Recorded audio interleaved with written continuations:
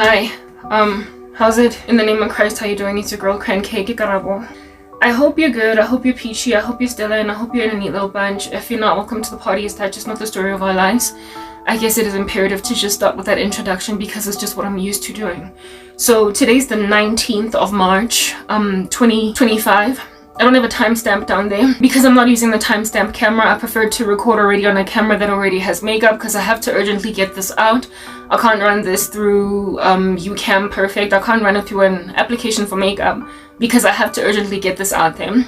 All that I'm going to be removing are silences. There will be no captions. There will be pretty much all the editing that I tend to do.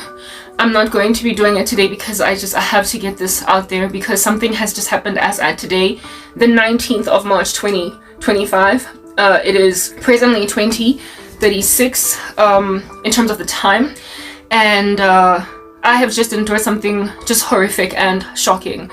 Listen, okay, I was really just kind of beating around the bush, doing a whole bunch, like, I've been reclining my chair, I've been sitting. The last video that I posted as of this morning that I basically shared, I said in it that I'm just gonna sit back and wait for the Trump administration with Elon Musk, his Doge mission, everything that he's doing they are all doing for America, to basically happen. And so therefore I'm not going to be posting as frequently, but this is pretty much an urgent message. I intended to post another, like within the next couple of days. I was going to post, if anything, the next video, the next batch of content that I was going to post maybe like on Saturday or Saturday, whenever I'm just ready. Okay, yeah, I'm sorry for blowing my nose in front of you. The next batch of content that I was going to post was pretty much to explain how in the world it is that people are going to get dragged out of companies where they work, how they're going to get arrested and all that jazz. Essentially just face comeuppance. That was the next batch of prophecy that I was going to give, and I recorded that somewhere in January, like long ago. It is presently known that I am posting content pretty much at snail's pace because there's no reason for me to post for a band of miscreants, but I am posting this as urgently as I am going to post it because of something that has just happened, and I'm going to share it in spite of having nothing but a band of miscreants looking at me. Mamelang, listen, okay? YouTube as a company, as a corporation, YouTube as a going concern, YouTube as a going concern is not doing this to me. I am literally infinitesimal. I am insignificant. I'm microscopic, barely noticeable. I am just bubblegum on the bottom of the shoes of YouTube. And so for those reasons, I'm not about to go out and blame an entire organization because there was a time when I thought that YouTube was doing this to me. There was a time when I imagined that social media companies were doing this to me. But then I woke up and smelled the coffee and realized that, I'm sorry, no, it's not YouTube. It does absolutely nothing for me to accuse an entire social media platform for harassing a person that is this microscopic, right? The only reason at all why a content creator would be followed around by moderating teams on YouTube is if they create any kind of dent. I will give you an example. For instance, when you edit your content on certain video editors that award you what appears to be free library music, free music, sorry, when they award you free music, or at least when you edit your content on a video editor, you tend to assume that once you put this content on YouTube or wherever it is that you may put it on social media, that it's going to be okay, that you're not going to get a copyright strike or whatever, because why would a video editor allow availability for a video, sorry, for a music clip, a sound bite or whatever, to be on their platform, on their video editing platform? If at all, YouTube and everywhere else where you could post the stuff would copyright that stuff. That was an assumption that was made at some point, but as I've grown as a content creator to putting stuff online, I have come to learn that sometimes when you edit on platforms like Filmora or CapCut or Vidma or whatever, there may be sounds that are they are there available in the library in the video editing application, but the moment you post them on YouTube, you'll get like not so much a strike, a copyright strike, but you might get a message coming from YouTube saying that this has a red tick on checks, right? Copyright checks, there's a red tick next to this for copyright purposes, but the content creator allows you to use the little clip on YouTube. They allow you to use it on YouTube. All right, so I came to then pretty much make a conclusion, seeing as I'm broke, I don't have money, right? So I cannot be buying services like what is it, Epidemic Sound or whatever, blah blah blah. Really, if I want to escape copyright potential issues in the future, if I want to escape potential copyright issues in the future, I would have to use either the YouTube music that's on the library there, that's like, you know, that's not going to give you given grief, or Epidemic Sound. Like, pretty much subscribe to a platform like Epidemic Sound so you can use whatever little sounds are on them. But I don't have any such music, so I always just go out on a limb and test anyway. What is this, like on CapCut or wherever it is that I'm editing, using that sound. And if I get a check on my checks in my copyright space, I tell myself that, okay, I'm never going to use this ever again, because I have an inherent understanding that while I am still a minuscule, microscopic, negligible, and infinitesimal content creator, while I am still going absolutely nowhere, while my legs are closed in on all sides and incarcerated, I will always be non-threatening. I will always be non-threatening to anyone at all that has gotten in their sound studio and recorded a little sound bite and seen it fit to sell it to, or put it on the platform of, to promote themselves, allowed the usage of, to promote themselves, their little sound bite by content creation platforms, by video editing platforms. So they've allowed Filmora to use it, they've allowed CapCut to use it, they've allowed whatever, but there is always something in it for them, right? And nobody creates anything for free, or at least largely. The gospel is free. Jesus Christ gives you the gift of salvation for absolute mahala. There is nothing that you pay for it. That's a wonderful thing, but we live in a world of exploitation and of exchange, of quid pro quo, of I scratch my back, your back, you scratch mine. There is nothing for mahala. So human beings, given that we have been built by God to work by the sweat of our brow, know that we need to get money for our hard labor's worth. Otherwise, we're going to feel robbed in some kind of way. Therefore, even though the content creator might allow your content to be used on YouTube, there is always something at the back burner of content creators when they signed this disclaimer with content creation companies, with video editing companies, to allow content creators to use their little sound bites on their platforms. They know that once you blow up, once you become a bit of a Russell Brand, a Candace Owens, and Ellie Beth Stuckey, once you become a who is this gentleman? Daniel LaBelle, once you become Kabi Lame or any other prolific content creator, once you become Mr. Beast and you decide to use that little sound bite without being on Epidemic Sound or whatever, everybody gotta collect a paycheck at the end of the day. Everybody gotta collect some kind of handsome fee at the end of the day. So the moment your video goes from one little tiny negligible view to 100,000 not so tiny negligible views, when you start to basically bring in some kind of a voluminous crowd, when you start to bring in some kind of a seemingly lookable base that can actually get you paid ad revenue, that's when what under normal circumstances was a happy to just let you use their soundbite musician, like artist or whatever, that let you, since they allowed their little soundbite to be on Filmora. For instance, you use it, YouTube tells you, content creator allows you to use this in the future, on their platform.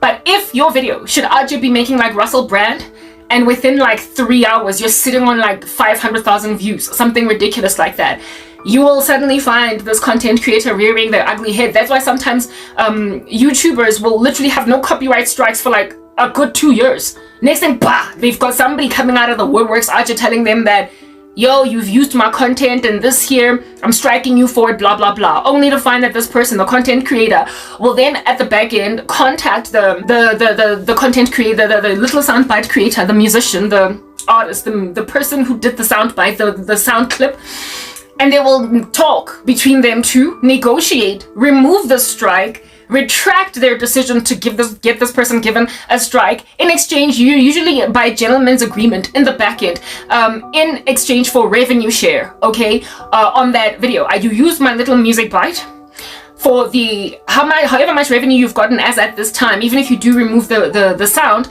and replace it with YouTube sound. as at this point, whatever revenue you have to give me like 20%, 30%, 40%, and then next thing, the case blows over. It goes away. The content creator is cool. The strike is removed. They're no longer in hot water, and they can carry on again. The reason why they do that, these little musicians that are struggling artists trying to make money from these gargantuan social media platforms, the reason why they allow a bit of a Filmora or whatever to just freely put their little clips on their platforms for us to just peruse and choose to use, it's because they are hedging, much like the same way that you would in insurance. They are hedging for the prospect of somebody using their little soundbite that is a content creator that very potentially might be a Mr. Beast, that very potentially might be some prolific person of the future, or a nobody that tomorrow has just gone violently viral. And so therefore they've amassed for themselves within 3 days 30,000 subscribers just from one video. They have gone on right ahead and almost hit 1 billion views in like a month. Like, they are crazy overnight famous for a silly little clip that used my little soundbite. So this content creator will rise up out of the woodworks out of nowhere every time that their little clippy gets used. They do have some kind of awareness, but there could be so many people using their little clippy that it's like, it's not worth it. Like, because who are they? Karabo. Yeah. Who is using my little clip for music? Karabo, whatever. She's got like 5 subscribers on YouTube and like literally half a person watching. And even then for 2 seconds only, so I don't care. Let her do what she wants to do. But the moment Karabo Aja be like giving prolific, the moment she starts to get proliferated and spikes in her views and all that jazz, the moment Karabo starts to do that, this person who under normal circumstances considers just as ignorable as she is, Karabo, to be just that ignorable, he will stop ignoring her. He will knock on her door. He will get YouTube to strike her for copyright. Do you understand?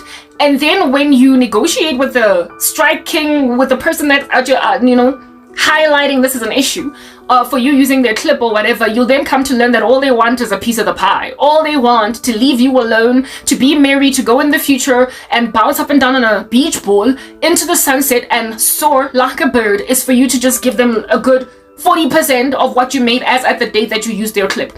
Then they go and they pay their rent with the money that you make off your content. So they are hedging. They're just hoping that out of all the people on Filmora, all the people on CapCut, all the people on Final Cut Pro that use that clip, they are hoping that out of all of those people, there will at least be one gem. There will be one that's going to go so crazy viral on a social media platform that I'm going to literally be able to pay my rent 1 month because they went viral and I decided to copyright strike them. While for the same little soundbite, Karabo, negligible, no brainer, whatever, let's just squish her in a corner like a fly.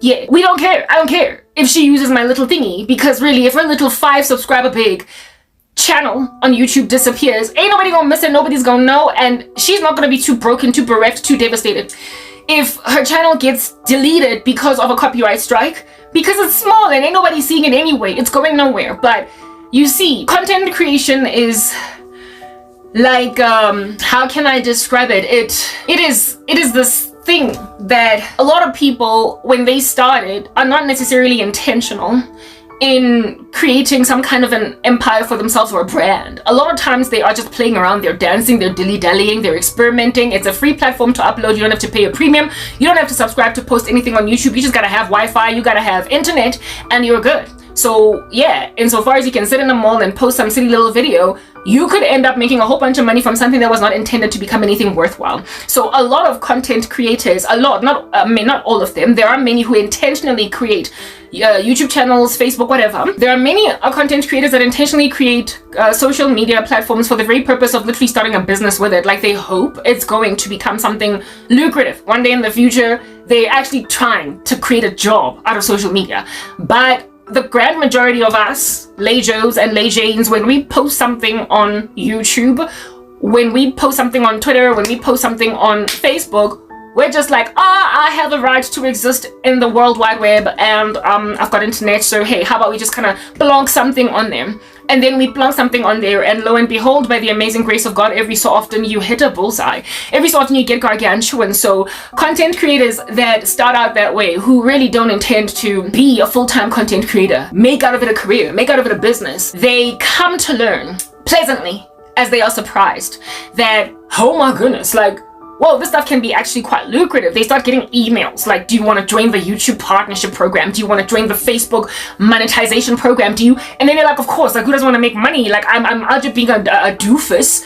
I'm out here being a dofty, creating some random whatever lackluster thing, and it can make me money. Cool, like proper, like, yeah, I'm okay. I wasn't expecting to get anything for this, so if I'm gonna get even 5% revenue share, I don't care. I was not, it's pocket change. It's pocket change. And then this pocket change ends up becoming, especially if you're like a high school student or a university student that is still dependent on parents, it literally can end up setting you up in an apartment and buying you a car because you got that prolific. You got that gangster huge.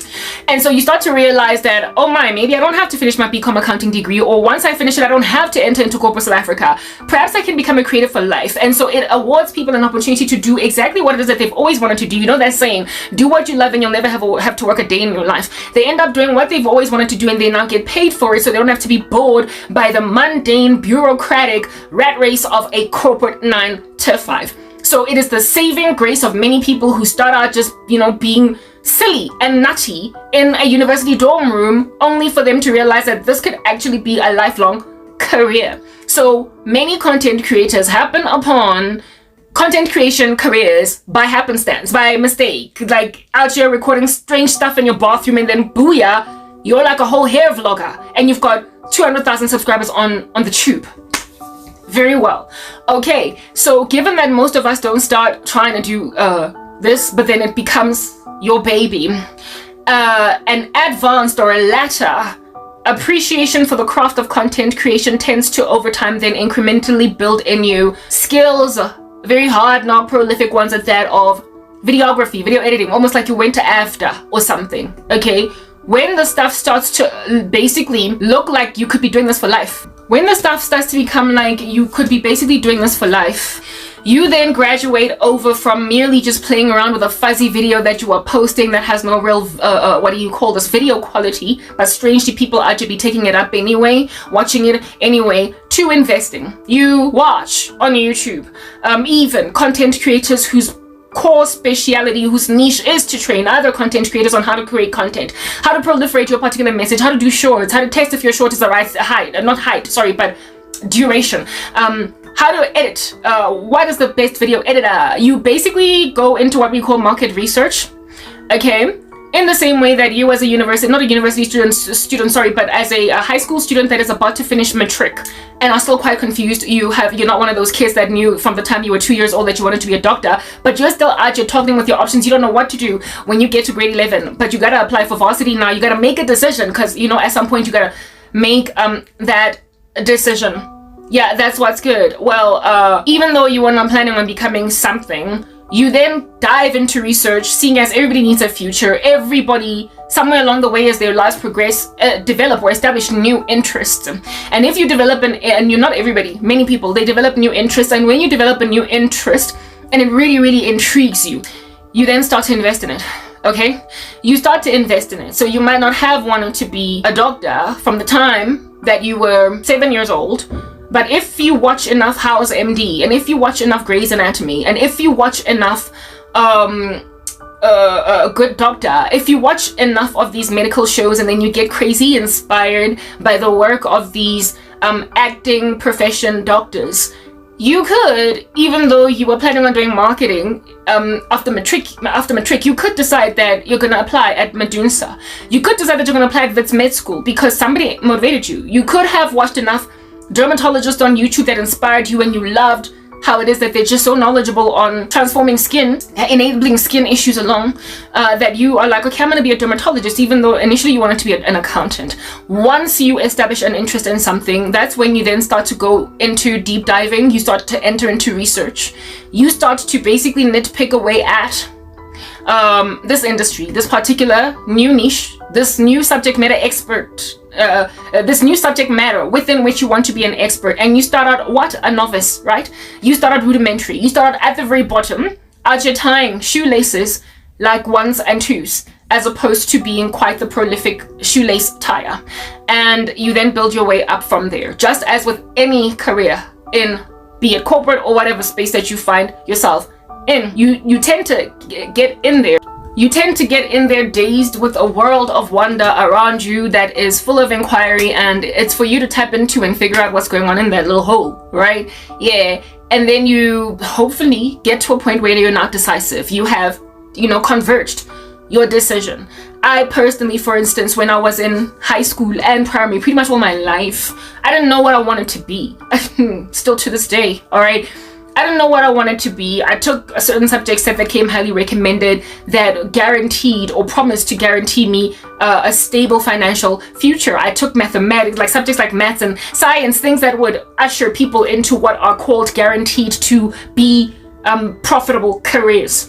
So with the subject set, I could become an astrophysicist, I could become a biochemist, I could become an accountant, I could become a marketer, I could become a psychologist, I could become anything I wanted to be. I could become an actuary. So I just took the kind of subject set that would not restrict me as to what I wanted to apply for. But lo and behold, you take your electives in grade 10 in high school. Lo and behold, by the time I got to matric, I was still looking around in the sky on some, I really don't know what I want. I don't know what I want. I was still like that at first year varsity, second, third. The only time that I finally converged my interests, even though I just studied a whole plethora of strange things at varsity because, again, I was confused, was when I was now on the job. I was now working as a project manager in corporate South Africa, program manager in corporate South Africa. And I developed this feverish covetousness, if you will, like an envy of certain careers in my space. I was not in the environment that I wanted to be in, but I was working with people that were where I wanted to be at. I was gazing longingly and lovingly into especially management consulting type marketing teams that are full of auditing and insights gathering. I've already given you my story as to what it is that I came to ultimately figure out was the main job that I was supposed to gun for. So if from high school I had known about management consulting and what it is involved therein, it would have been great, because I would have just done a general business degree and work like a dog inside corporate South Africa to try and make it into management consulting. But if I had stayed in corporate South Africa, that would have been the job for me. That would have been the job that would have given me the best work satisfaction, because it involved lots of innovation, lots of insights gathering and recommendation. Very diagnostic. I love to, I've spoken about this before, to diagnose matters on the ground, but I'm too squeamish to become a doctor. I hate blood and all that jazz, and the suffering of people really kind of grates me. I can't, right? I'm very, very emotional that way, extremely sensitive, so I would make for a horrible doctor. I would always cry whenever I'm dealing with patients, and I would probably just kind of, stand back and get all squeamish, nauseated whenever I'm gazing at all of their many issues. So medicine could not really work out for me. Biochemistry for no other purpose than the fact that I was shallow. I didn't get into that because I wanted to out here be killing it with beautiful outfits, and I felt like that lab coat just destroyed my swagger. So that's one of the biggest reasons why I didn't get into it. But I do love pathology. I do love diagnosis. I do love studying, basically researching, finding things out, learning, unraveling them, and then applying them to a human healing circumstance, an environment where it is that you can patch up a broken thing, and so therefore have enabled something to go from broken to better. I am a patcher. I am a fixer. That's who I am. But medicine, and I do love anatomy. I do love the human body. I do love how we function, how we operate, because it makes me awe-inspired. It keeps me awe-inspired at the handiwork of our King, Jesus. God. I am fascinated by the female phenotype. I am fascinated by the male phenotype. I am fascinated by the differences therein. I look at human beings in a way that most people don't. I like just the curvature, the nuances, the differences between men and women are fascinating to me. And the way that they, from children, grow into that also fascinates me. So I would have been great in a medical profession, or a profession that involves human anatomy, but because of my squeamishness, I did not get into it. So the best way to deal with these fascinating human beings, to enable them along, was to then deal with their life issues, their psychological issues, their mental issues, because I can't deal with their physical issues because that's too terrorizing to my nausea. So I didn't get into medicine, but then Jesus saved me. And when he got me all born again, I then realized that I can still basically be a physician. just for spiritual matters, mental matters, blah, blah. I've already done a video speaking about that, really. This is not that video, okay? I've explained where in the world I was supposed to be. But I did not come to learn that, first and foremost, before I got born again. And secondly, my desire for patching human beings back together again, or their structures that are falling apart, was already manifest, even not so much before I got born again, but while I was born again, however, working in corporate Africa, in my desire to become a management consultant. But then I was uprooted out of that space and nothing else gave. Now I had to go and find my way around these streets to figure out what to do, seeing as people decided to kick me out of corporate South Africa. I had to figure some other thing out, okay? Yeah, but like I said, when I was in corporate, the thing that made me discover what it is that I wanted to do was working with people that were doing what I wanted to do. In and of myself, I was shut out of the kingdom of certain colleagues that I wanted to desperately be a part of. And so what did I do? Close to even finishing my degree, I could have just graduated 1 year, but I didn't. Why? I changed my electives at varsity. I was studying part-time, and I made a decision to just take up from like first year marketing. I decided to see if I can maybe finish off corporate finance and investments. I decided that I'm gonna try to see if I can take up certain electives from a late stage, having already amassed for myself all these other subjects, because I realized that now I know what I want. And this happened in my late 20s. I studied from the time I came out of high school, with only a break of 2 years in the middle because my mom wasn't paying my fee, so I had to drop out of school. Then returned to varsity to just be studying. I was like study all throughout my 20s. I was studying except for 2 years. Yeah. So for me to not be enveloped by books, it's just, I don't understand what's going on right now, right? This is a weird little life for me. I'm very academic. Anyway, whatever. The reason why my degree took so long for me to finally graduate was because I was indecisive.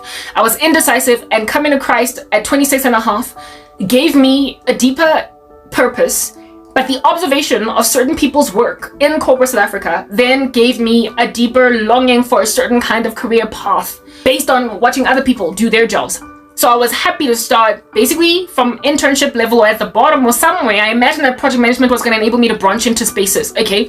I decided that I wanted to steer into some kind of a consulting, management consulting in particular space, insights gathering, blah, blah, blah. Like, yeah, diagnostics for corporates to just figure out what the heck is wrong with you so we can fix you already though, so you don't have to get liquidated. I wanted that kind of a job. I wanted to be a fixer like Olivia Pope, but instead of fixing presidents, I wanted to fix companies that were at the end of themselves, about to bleed out, about to breathe their last, kicking the last kicks of a dying horse. I wanted to be the person to bring such organizations back from the precipice of death for a country like South Africa that's actually facing international investment expulsion or extraction, a nation that's facing so much international scrutiny for all the wrong reasons, about to lose all of the might and girth that people want to invest in the country. For them to do this to a person that wants to put back into her country's economy, or that wanted to at some point, right now I literally don't care about South Africa, okay? Someone that wanted to put back into a nation's economy, literally entrepreneurs that were going to no longer be entrepreneurs, but be subjugated to the tyranny of a 9-to-5 where you are tethered by some silly boss. I wanted to beef up businesses and re-energize, or what do you call this, like I wanted to have a consultancy and be the kind of consultant that would bring dying companies from the precipice of death, so as to not have them have to exit the economy.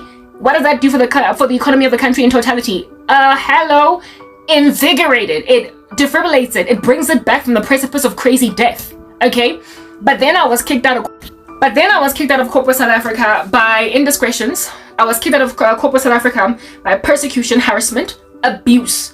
I was maligned, I was harassed, and for a whole decade I have endured people absolutely, literally chokeholding me, ascertaining that I never ever get back together again for no other reason but their shallow, purposeless, vapid, vacuous ideals. On one hand, I've got licentious, misogynistic, monolithic, crazy, occult men that want me to merely give them fellatio, that want me to merely be their side piece, their mistresses, their Nyazi, their little second wives, isitembu, whatever. Just silly, purposeless, vapid. Like I said, it's just absolutely vacuous. It's empty, it's hollow, it's naught, it's ash. They want me in that capacity where I'm on my knees giving some diseased man fellatio, and then out here leaving that environment with oral herpes. That's what they want on this side. And then there are women on this side that insist that that be my future. Where seeing as I won't have sex before marriage, I guess fellatio will do. No matter. The oral herpes that I'm going to get out of that too. Cool. So these shallow extremes of women that want me to fall apart at the hands of worthless men and worthless men, right next to, inspired by nothing but on the side of women is jealousy, on the side of men it's entitlement, and also to a certain extent jealousy. They have taken a person with a very deep, poignant, important, girthy, meaty purpose and seen it fit to put her on her knees, giving a man fellatio that has all different kinds of STDs that he's also going to put in my mouth. They want me in the silly, finished off state because they figured that seeing as corporate South Africa successfully kicked me out and I was not able to restore myself, that they can then, by attrition, just in a severity of excruciating force, ultimately get me on my knees, giving some ugly idiot that kind of service, that kind of pleasure. Hedonistic, as they are described in 2 Timothy 3, lovers of pleasure rather than lovers of God, having a form of godliness but denying the power thereof. These men, when they listen to me, suffer from a severity of castration anxiety because they never ever graduated from that psychosocial stage of childhood development as theorized by Sigmund Freud, because of the fact that they've always only ever magnified the fact that they have loins at all as the only thing that gives them purpose in this world, as opposed to the recognition of the importance of them being here, built by God, made by the Lord, to protect women, to serve them, to love them as Christ loved the church. They just see their phalluses as the main thing that is to be engrafted into an ecosystem, to therefore lorded over by tyranny over the female generation. So they are literally latching onto castration anxiety at most. They are scared that women are going to take over their power. And in the least, they are determined to utilize what they imagine to be the girth they have because of their fallacies against women. So they use sex literally to punish women, and they try to make women do what women don't want to do because of this like castration anxiety fixation. I told you that psychology, and I've been saying this time and time again in my content, whilst facets of it is not godly, these men and women who theorize these things were searching the earth out, just as it is written in God's word, that is the glory of the Lord to conceal a matter, and the glory of kings is to search it out. So human beings figure stuff out, but unfortunately, like Nebuchadnezzar, they never acknowledge the source of this knowledge to be God. So they are made to eat grass for like 7 years. And so many theorists, many psychologists of old that have come and gone have indeed successfully theorized the human condition, but without attributing it to total depravity. They have not gone on right ahead to attach our lackluster general way of being to the fact that we are born dead in trespasses and sins, and in since our parents conceive us, and so therefore find the solution in no other but the second Adam, otherwise known as Jesus Christ. So Freud did not find Christ, neither did Skinner or Herzog, etc. They did not find with theories of motivation. They did not necessarily theorize and Maslow with his hierarchy of needs. They did not theorize that the solution for mankind is to be recovered to their maker, and that's why there's all these holes within the human condition. They decided to find other things to cope with the earth. So I don't write off, I don't throw out the baby with the bathwater. When it comes to psychology, they have literally pinned certain things down and they're right. However, they have not, like I said, linked themselves to God, and so therefore they don't have the full story, only partially. So I can easily throw their theories into my explanations over here. However, finish this race with biblicality, with the scriptures, right? So Freud, with his castration anxiety and penis envy in the second phase of childhood development, not is it the second? I get it. There's the oral, and then there is the anal, and then there is the phallic phase, the third phase of childhood development. In this phallic phase, there is like a syndrome called castration anxiety, and for women it's called penis envy, where it is that women want to load it over women's, if they don't move past that fixation, they want to load it over men with their iron fist, not load it over men, sorry, but they want to take their authority, while men want to load it over us with an iron fist. So if you don't graduate past that fixation, otherwise known as Freud calls it a fixation, I call it a stronghold. It is written in God's word that we must demolish arguments and every lofty pretension that exalts itself above the knowledge of the Most High, and then we hold into captivity every thought to the obedience of Jesus Christ, and that the weapons of our warfare are not carnal but are mighty in God for what? The pulling down of strongholds. So I call what not an oral fixation, but a fixation to the phallic stage of childhood development called penis envy. I call it not penis envy and castration and anxiety.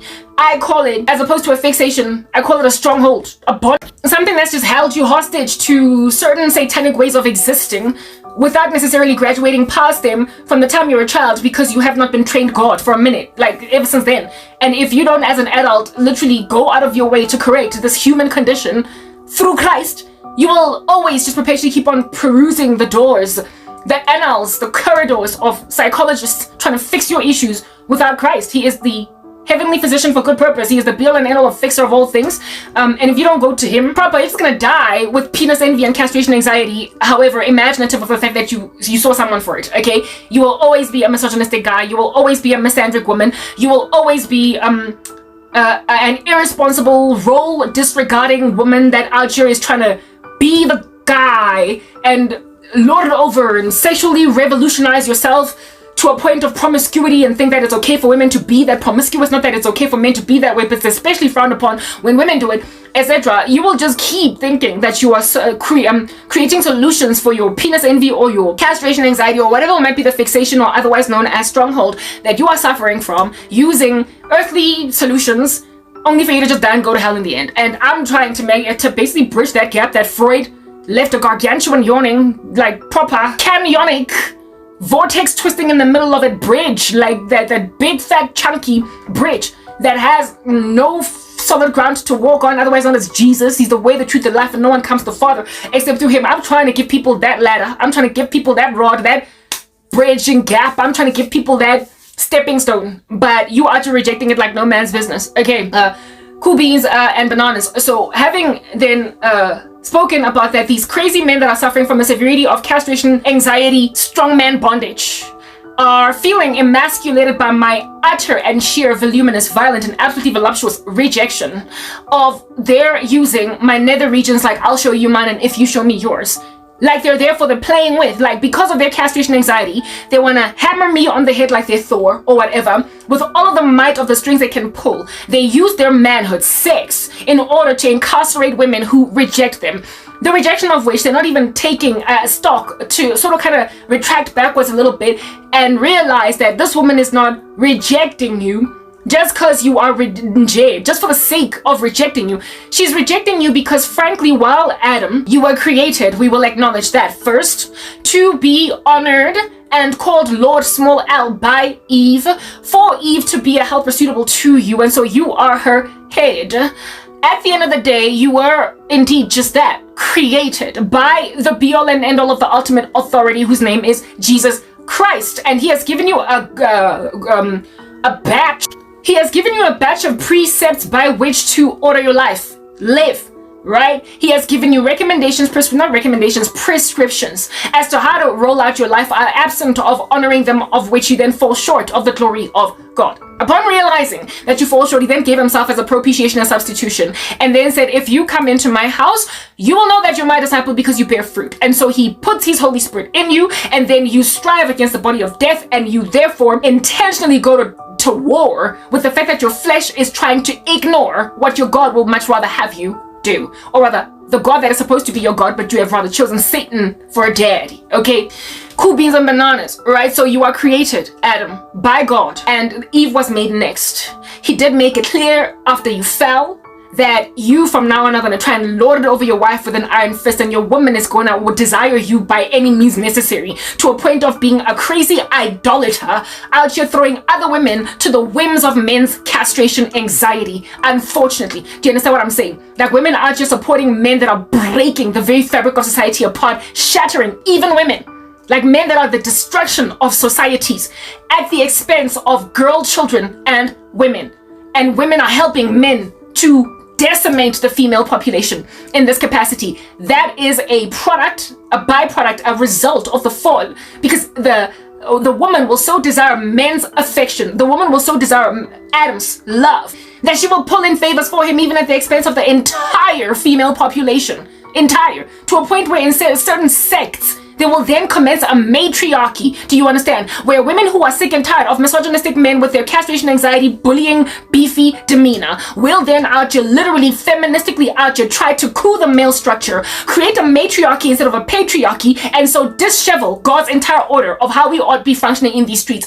Problematic to try and deal with things that way. So what I am rejecting you for is the fact that you have rejected our be-all and end-all of patriarch, the be-all and end-all of final authority. You have rejected what God will have you be and do. how he will have you be, and what he will have you do. And so therefore, granted that Adam, albeit me, being underneath you, to honor you and obey your little rules, with a small L for Lord, calling you that. I have no prerogative to out you be honoring anything that you're out here trying to do when you have no regard for the final authority, the be all and all, your creator, proper, the Alpha and the Omega. If at all you are antagonistic to the Alpha and the Omega, I am in no insubordinating position to have no regard for the fact that you are feeling emasculated by my rejection of you, because you are waiving money, you are waiving favors that you pull in with all of your damn billions, your millions. There is a billionaire all up in my grill right now, and he has done a strange thing. Yazin, you are going to die. But anyway, whatever. Let me just say this. You go and you wave your money, which Ajir is the tantamount of your monolithic phallus. It is standing strong, erect, on the side of a woman that wants nothing to do with it. I am anticipated to Ajir be stroking it up and down because, like the fallen Eve that is yet to embrace the second Adam, and so submit under Jesus Christ, all that women in the world do. And therefore what is desired of me to do is pant, salivate, out your lick, up and down like it is a sweetie. Do you understand? At the mercy, the toes off, right? Be at the mercy of, the toes off this crazy man that has no honor for the God of the universe. Listen, it's written in God's word that if God be for us, who can be against us? Literally nobody. So, Bailey, with all of your crazy persecution of my person, but I have chosen right. I've chosen the second Adam, and if he's for me, can't nobody be against me. And just like Elisha, my eyes pop open every single time you persecute me so voluminously. Yeah, to recognize, okay, that those who are with me are more numerous than those who are with you. That even though you might have a whole bunch of money, millions, frankly, to flail around and bribe all of crazy bribable YouTube. And I say bribable YouTube because it is not YouTube in totality as a company. How about that? Like that. Literally, you are crazy little dastardly dusty moles that are doing a strange, ominous thing. You cannot erase me from the face of the earth. It is absolutely impossible. If the Lord has seen it fit to do something, you cannot undo it. Mamela, the Lord is the one that decrees, not me. And so if the Lord has decreed a certain thing, it's written in God's word that if the Lion of the tribe of Judah has roared, who can but prophesy? So if at all you have been sent to prophesy in the name of Jesus Christ, you will prophesy. Whether or not somebody has got a bone to pick with your prophesying, bottom line is you will speak even if Jehoiakim and your Jeremiah makes a decision to burn your scroll. Bottom line is the word of the Lord will go out and it will fulfill its purpose. So if I am not supposed to be exterminated from the face of the earth, extincted, annihilated altogether, understand, no such annihilation of my person will happen. I need to pee, and then we'll continue with this discussion. I'm back. Okay. Yeah, look, Look, I was speaking about castration anxiety. My rejection of certain men is not based on my own pomp, my own delusion of grandeur, my own aggrandizing, my own self-elevation, my own pomp. My rejection is inspired by no other but the King of Kings and Lord of Lords, who said, flee from sexual immorality, flee from sin, leave worthless ways behind, embrace me. If at all anybody calls themselves my disciple and they walk in the darkness, they lie. And the truth of God is not in them. That is in the book of 1 John. I am essentially what we call a Bible-believing Christian, but we are not very popular now, are we? It is written in John 15 that the world hates disciples. It is also written in the Lord's word that perilous times in the last days are going to come, and people are going to be lovers of themselves, lovers of money, boastful, proud, etc. They're basically going to be so crazy hedonistic and so incredibly persistent, forceful, that the times would be called perilous. And we are implored as the body of Christ, when we're going through all this nonsense in the last days, to pretty much endure to the end, because times are going to get rough. In the book of Revelation, after the rapture, where I'm not going to be available, but pretty much during the tribulation, the situation gets so bad, so crazy bad, the situation, that we are even implored to, this calls for the perseverance of the saints, that if you must go in the midst of all of this persecution by a hedonistic society that is entitled to your body, that is entitled to your soul and your spirit and your mind, your very girth, your very essence, to just usurp it, sap it dry, pulverize it as like a powder. In the spirit of taking this thing, you must be prepared to pretty much perish holding fast to my name. If it is to the sword you must go, then to the sword do go. If it is to persecution you must go, then to the persecution you must go. To famine, go to famine. If you must die by pestilence, then die by pestilence, but you must endure, because it is he who endures to the end that will be saved. There is an insistence upon endurance of the saint. There is an insistence upon perseverance of the saint, and the Lord has forewarned us, and so therefore we are he has forewarning is forearmed, and so he has forearmed us. He has given us a strength for what work he has begun in us. He will finish it. When he gives you a decree to do a certain thing, he will then give you necessarily the strength, the measure of grace that you need in order to walk in it, to fulfill it. So that is why Christians can lose so very much. If at all they're truly indwelt by the Holy Spirit, they can lose literally everything and still make like Job and say, naked I have come into this world, naked shall I exit. God gave, now God has taken away, yet blessed be in the name of the Lord. In all that Job does, he does not sin. Do you understand what I'm saying? It is absolutely possible because it is supernatural. It is not of our own doing. It is not in our own strength that we reject the world when we have nothing left to ourselves, when we have been utterly exsanguinated, when the last jot and tittle, when the last iota of blood has been drained from our systems. The only reason we walk around is because we are such supernatural beings that the Lord has seen it fit to bring forth like Lazarus. So we walk around as emptied people, as in depleted, diminished, and still nonetheless have a bright spark in our eye, for in his presence is fullness of joy. We walk around able to continue to prophesy and have faith, which is the substance of things hoped for and the evidence of things not seen, that can move a mountain, tiny be it as a mustard seed. We do that because we have truly believed. And when you believe in the Lord, miracles will follow you, including the miracle of being able to walk around as an exsanguinated body, be out here with a beating heart that is not out here pulsating through its veins, blood, but just mere air, and yet you are nonetheless walking, because it is not by your might and not by your strength, but by the power of God that you do anything at all. This here, however, is the stuff of forehead creasing. For those who are making an observation, those who are looking inward into the circumstance, you crease your foreheads and you wonder, what in the world is a woman holding on to? Do you not see that there is no God? But that is just the thing over there. It is not of us, but the power of God that we come through. So you pump us up, we bear more fruit when you cut us. Do you understand what I'm saying? And in so holding on to God, it is anticipated that insofar as you can just increase the pressure even more. What the heck have you done? Like, proper deleting my entire YouTube channels? Like, you think that I'm gonna walk away from God when Satan has been proven to be so prolific in being wicked? Listen. There is a man in existence, but there is a man on earth by the name of Andrew Tate. I'm not a fan of Andrew Tate. I'm not at all, even in the slightest, because he's one of those flexing his muscle, suffering severely from castration anxiety. But I will give Andrew Tate this one thing.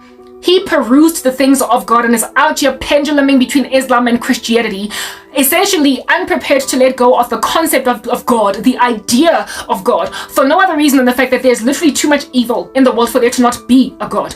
In other words, a recognition and understanding, noticing at all, as you make observations in the periphery, on the left, on the right, that if at all there was no God, what in the world under heaven else do we have to deal with concerning the just absolute violent incontinence of the human race?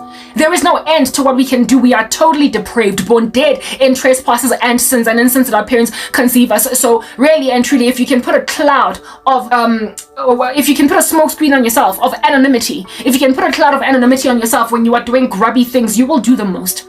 There is no end to what human beings can do. And I've spoken about this time and time again. I compare it to the superego, but to the nth degree, almost like beefed up in Freud's theory of the psyche, in that there is a knowledge, an inherent knowledge, or an understanding by those of us who are of God, that there is something bigger than us that we look at in order to regulate our behavior. And that's why we don't do strange things despite doors being closed. But people who are nihilistic and ungodly operate within Freud's ego, super ego only, where it is that only society, the eyes of society, essentially scanning your eyes left and right to look at who's looking, watch who's looking, following which you then do the most.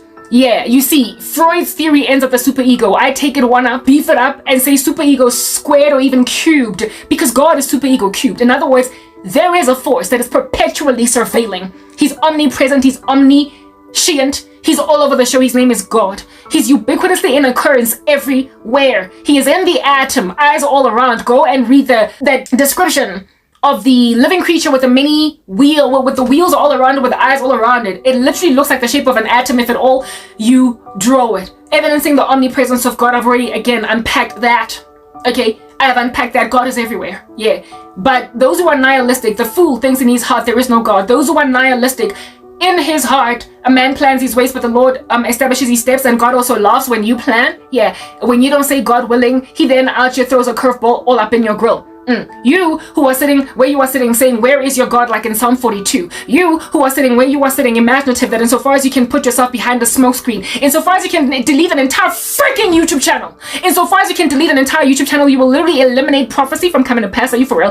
You think that insofar as you can bully a person and squeeze them into a corner like a rodent in your kitchen, that you do away with an omniscient, so he's all knowing, and an omnipresent God, in so flexing your penis envy, your castration anxiety, problem that you've got going on in yourself, your fixation, your bondage to the curse of Adam, which is what penis and castration anxiety literally is. The curse of Adam. Adam and Eve actually ate of the tree of the knowledge of good and evil. And after that, God gave them all a set of judgments. Eve gonna give birth painfully, and then she's gonna love her husband to the point of idolatry. And Adam is going to have to work by the sweat of his brow, and he's also going to want to lord it over his wife with an iron fist. It manifests in castration anxiety, in that you are going to want to show that when you can bash your chest on a mountaintop like King Kong and proliferate your dumb agenda, even though it makes no sense, even though it is ungodly, and use sex to menace women, to debilitate women, to decrepitize women, to massacre the virtue of women, and then say, I got to thrust my phallus in you, even though you are stubborn and Karabo. Yeah, precisely because, the fool says in his heart there is no God. Precisely because the things of God are as foolishness to the man who is perishing. Precisely because you don't believe that if God be for us, who can be against us? Precisely because you are of the imagination that this year is it, this earth that merely commences and then ends, and then everybody just dies and it's like just a flat land. Pelile. Nah, dog, there is a heaven, and so therefore necessarily you must understand there is also a hell. There is a perpetuating spirit that continues to linger on, albeit your flesh being one with the ground, again ashes to ashes and dust to dust, but look at you go to eternal flames. Do you understand what I'm saying? God exists, and evidence of the fact that he exists is the fact, one of the biggest evidences of the existence of God is just how incredibly diabolical you are. And yet, despite how diabolical you are, the earth literally continues to spin on its axis. Planets are kept in shape in the Milky Way. The sun rises and sets every day.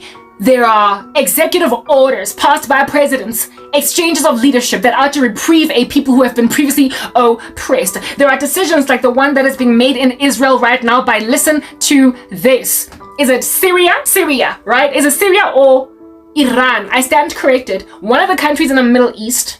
After October 7, all right, may the Lord bless the soul of Amir Safari, which is where I got this 411. One of the nations in the Middle East are so exhausted with Islamist terrorism ever since October 7, right, that they now are asking Israel to be their patrons. Israel to be their patrons because they can't deal with Islamist jihad. Just when you're thinking the rapture is going to happen tomorrow. Just when you're thinking that literally Gog and Magog, Ezekiel 37, 38, 39 is about to happen any minute now, because of the just absolute cup of trembling that Jerusalem is in the Middle East, and how it is that all the nations that are encircling it are wreaking all this havoc and want nothing to do with Israel. Just when you imagine that anti-Semitism cannot reach a grander height than what it is that at present, you're then dealing with actual citizens, civilians inside Syria, inside Iran, out here literally saying, look, I don't care what you got to say about Allah, ABC, whatnot. Bottom line is, there is no single force, diplomatic force in the Middle East right now that is more appropriate to be our patrons than Israel, because right now you are terrorizing us as civilians inside Syria, and we can't deal with you. So we want, as a population, did you ever imagine this day ever coming, as a population, for Israel to be our patrons? Since October 7, there's just been more devastation to the actual civilians on the ground, and yet in those Middle Eastern countries, despite the decimation in Lebanon of Hezbollah and all that jazz, you've got civilians in those countries on some be our patron Israel because we're sick and tired of war. They've got war fatigue, evidencing that yes, while Jerusalem might be a very heavy stone for all the surrounding nations and a staggering cup, and all who would heave it away will be surely cut to pieces. We have not arrived at such a crazy time in history so as to eventuate as in tomorrow. Ezekiel 38:39, saying that there's a little bit of time left, right? Just when we thought it was over because of America's indiscretion, Trump goes and takes on, wins by a landslide, for crying out loud. The reigns in the US and gains popularity that he once never used to have, even among certain leftist celebrities who then moved from that camp and joined him. Look at how Snoop Dogg was out at the inauguration of Donald Trump, whereas he did a little parody skit, like some caricature, funny little weird thing that he did against Trump some other day. Yeah, in the first campaign against Trump, the first time that Trump was out in the Oval Office, the second time around Trump was performing for Donald Trump at his inauguration. That's the level of mind change that's happened in the US. It's miraculous because of the indiscretion of Joe Biden, because of how crazy he was. People realize that, okay, look, like we can't just keep making like Sia and swinging on a chandelier like this. We need leadership that's actually going to get us on the right track.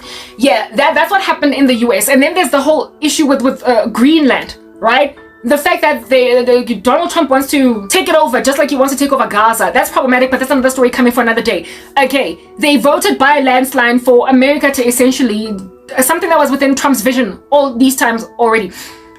Trump again won Greenland over by a landslide. In other words, people are so sick and tired of crazy leadership. They're so sick and tired of terror, of tyranny, that things that you never thought are going to be reinvigorated, that beat the hearts that no one ever thought would ever beat again, are now beating again. Evidencing that God is literally awarding the planet grace from the planet's historical indiscretion. Do you understand? We are seeing it in Israel, where Middle Eastern populations that were at enmity with Israel are literally wanting Israel to be patrons to their nation because the terroristic Islamic Jihad, all up in that gangster joint, is wreaking so much havoc in the lives of mere civilians that and look at South Africa out to taking Israel to the ICC or whatever, ICJ or whatever, International Criminal Court, in order to accuse it of genocide. And now Netanyahu can't freely travel across the world or he's going to get arrested because of South Africa's indiscretion in that regard. A president that is apparently out to committing genocide has got people dwelling in those regions literally seeking his people out to be patrons against the actual true terrorists. That is evidence of God giving the earth time, grace, essentially reprieving a world of crazy nutbags that are literally trying to make the world end, as in tomorrow, while nobody is ready for that because people are happy to negotiate. People are happy to give peace. You see, it's written in God's word that a broken and a contrite spirit he will not despise, and that if a man's ways are pleasing to the Lord, he will make his enemies to live at peace with him. So if God is still making enemies of the church to live at peace with them, enemies of Israel to live at peace with them, it means there is still time left here on the earth. But people